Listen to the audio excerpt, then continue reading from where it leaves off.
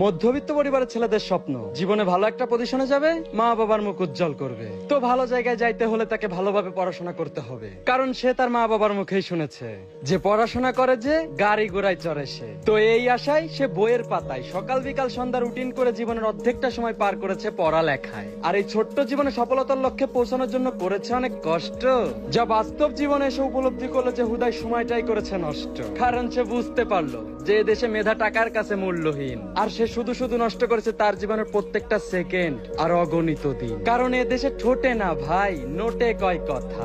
এটা বুঝতে পেরে স্বপ্ন তার ভেঙে গেল, মনে লাগলো বড় ব্যথা। পড়ালেখায় ভালোই ছিল সে, তাই টাকাওয়ালা বাপেদের বলদা পোলাপানদের কথায় কথায় দিত জ্ঞান। কিন্তু দিন শেষে ওরাই ভালো পজিশনে আছে, দেশের উচ্চ পদস্থ স্থানে চাকরিও করছে, আর সে রাস্তায় রাস্তায় চালাচ্ছে ভ্যান। তো যখনই সে বুঝতে পারলো সে এভাবে দেশে চলতে পারবে না, আর পড়ালেখা তো তার শেষ, ঠিক তখনই সিদ্ধান্ত নিল ছাড়তে হবে তার প্রাণপ্রিয় দেশ।